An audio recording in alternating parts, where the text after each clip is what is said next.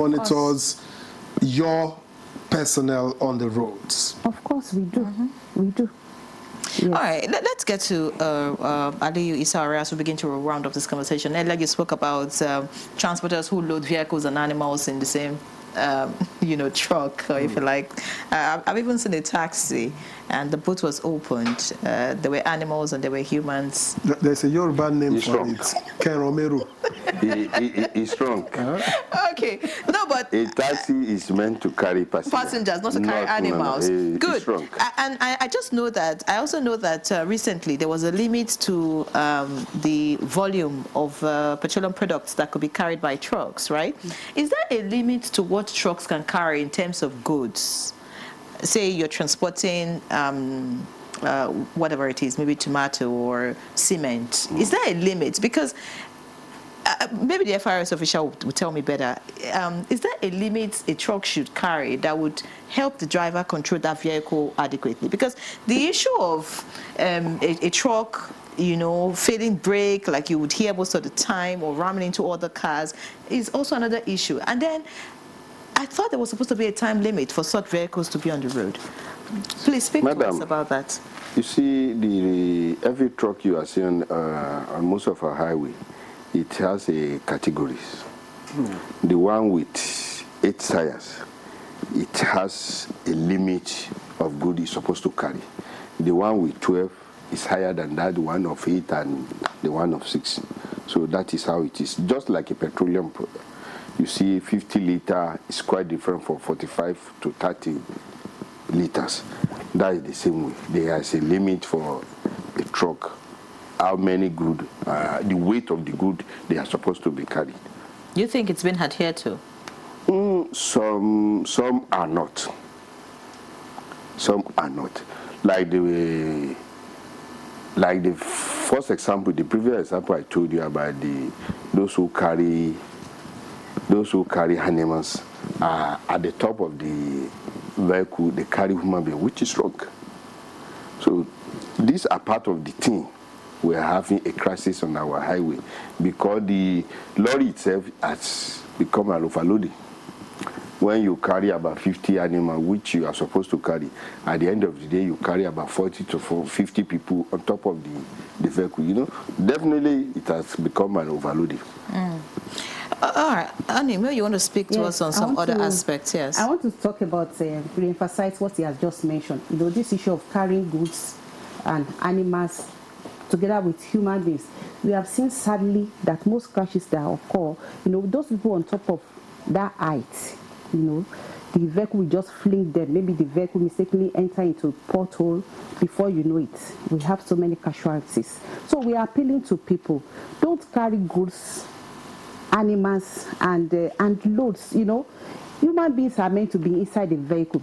And what we have seen, after those crashes, unfortunate crashes, when you search these people, you see money in their pockets. It's not that they don't have money, but I think it's a mindset that maybe they feel that it's a waste of money or whatever. So we are appealing to them, people that are doing it, to stop it. I also want to bring us back to the issue of Jigawa, that unfortunate crash that happened on the 15th of October, that we have over 200 people were burnt to death. And most likely these people that were scooping fuel. So we must also appeal to them that in case you see any tanker fail like that, it's not for you. Run against it as fast as your leg can take you. Don't run towards that crash because it can lead to an explosion. People will go there with phones. Some people will even come there with motorbikes. Some people will come there with pills. Is there a time limit for such vehicles, articulated vehicles, to be on the road? Or they could be on the road any time of the day? Well, that one has not been established by the government. That one is a policy. Okay, but what's FRSC thinking about that? And the thing is a dicey situation, because if you say, okay, let them have a particular time. It depends on the state. To be on the road. It depends on the At that particular time too, you still see that there are some other people moving on the road. So what we are saying is that let's have attitudinal change. Make up your mind.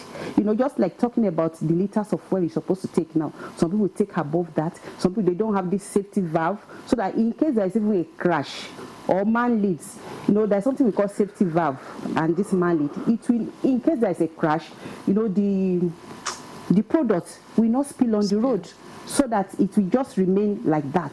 And people will not even have access to go and be saying, let us go and scoop fuel. So people that are scooping fuel, please tell your children not to do it. Explain to other people, because people don't really know. They will think, I want to quickly make some money. But that money might All right, we need to them. round off. Simon, Patrick, your final words as we round off the conversation. Well, to get road safety interesting, we need to reframe how we talk about road safety. Road safety is not just a transportation issue, it's a public health issue. It is a development issue. It has some type of economic issue. That is my advocacy. And on the part of road safety, we've also seen issues where some of their personnel are unprofessional. I've praised them for their activities, but there is need to also talk about issues when some of them are not professional in their line of duty, but also begs on that is as a result of the limited funding they have to improve the capacity of those personnel. Perhaps they want to also focus more on technology, as we see in other climes of the world. Speak to young people. Yeah, speak to young people and use technology to enforce road safety, as we see in every other part of the world. It's unfortunate that in only Africa we see personnel standing on the road to enforce. So that is risky.